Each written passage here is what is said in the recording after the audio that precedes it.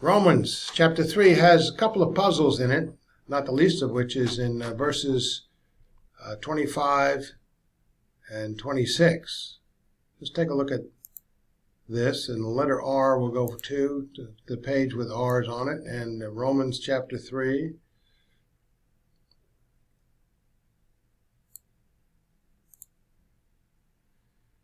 Look at table of contents and look at Romans chapter 3, 25 to 26.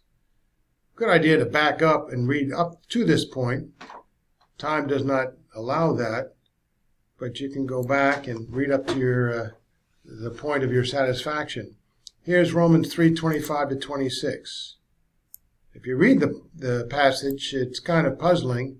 Whom God displayed publicly as a propitiation, that means Christ, in his blood through faith for a display. This display was to demonstrate his righteousness, because in the forbearance of God, he passed over the sins previously committed. Oh, interesting. For the demonstration, I say, of his righteousness at the present time, that he might be just and the justifier of the one who has faith in Jesus. Interesting. I backed up a little bit to verse 23. Take a look at it. For all have sinned and fall short of the glory of God, all mankind, and are all justified freely by God's grace through the redemption that came by Christ Jesus, the payment of the sins on the cross, whom God displayed publicly as a propitiation in his blood through faith. We go through the first part of verse 25. So redemption, which is being freed from the consequence of one's sins unto an eternal righteousness from God, that's the definition of justification, came by Christ Jesus, whom God displayed publicly. In other words, provided an observable demonstration to the world of Christ Jesus' propitiation, his satisfactory atoning sacrifice in his blood for the sins of the whole world, which redemption comes through faith in that sacrifice. You can look at the Greek here if you want. It's in an interlinear fashion. So the phrase displayed publicly is rendered from the Greek word, from the root word. I don't know how to pronounce these all that well. The dictionary of the New Testament says in Romans 3:25, the reference might be to God's counsel, his ordaining of Christ as a means of expiation, payment for sins, but the context seemed to demand execution rather than resolve, and hence it is better to think in terms of the public setting forth of Christ as a means of expiation. And the purpose for God's public display of the redemption of Christ Jesus as a propitiation, which means a satisfactory atoning sacrifice for mankind's sins, that was to make an observable statement to the world, all creation, including angelic beings, to prove out that God is a just and righteous God concerning his passing over the sins, now get this, committed before Christ Jesus' propitiation for them, leaving them unpunished until then. Believers in the time before Christ were given forgiveness of sins before the payment was made. There's a promise. The word propitiation in the phrase propitiation in his blood is rendered by this Greek word elasterion, and that is referring to the Old Testament Septuagint Greek translation as the mercy seat from the Hebrew, which you see here is the lid or cover of the Ark of the Covenant, which was in the temple inside the area called the Holy of Holies. It signifies the atonement, the propitiatory, i.e. that which satisfies for the penalty of sins, the covering or removal of sins via an atoning sacrifice.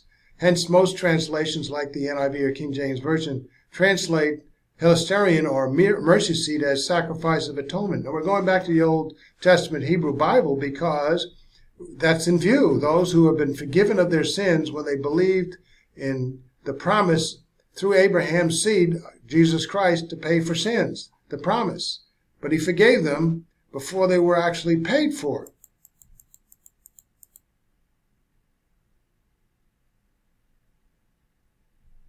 You can read a little bit more here.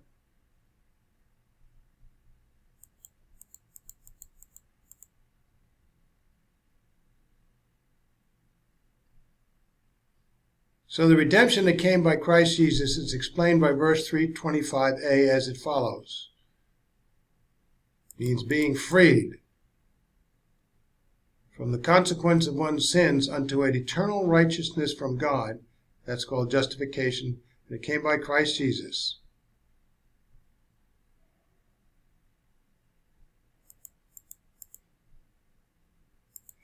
Now, the key point here, since all individuals throughout history are in view in this passage, and since all individuals are offered the opportunity throughout history to be justified in this passage, then provision has to been made for the justice of every individual who will ever live via Christ Jesus' propitiation, not just a chosen few.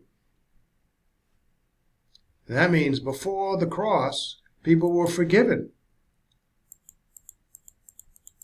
Now, God redeemed the sins of mankind through a public display of Christ Jesus' propitiation, his atoning sacrifice in his blood, in order to demonstrate God as righteous, because God had left unpunished the sins committed by those who lived before the atoning work of Christ. Hence, the atonement justified God as righteous because it fulfilled God's promise of a future propitiation for sins. So now, no one can accuse God of being unrighteous for passing over the sins of Old Testament believers from Adam and Eve on.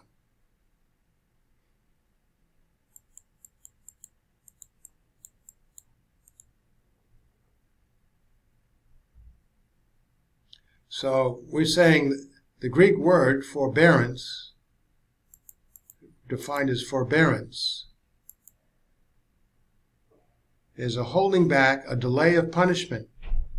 So in Romans 3:25, God's forbearance is the ground not of his forgiveness, but of his permission, suspension of the punishment of sins for all those Old Testament believers who were forgiven based on a promise.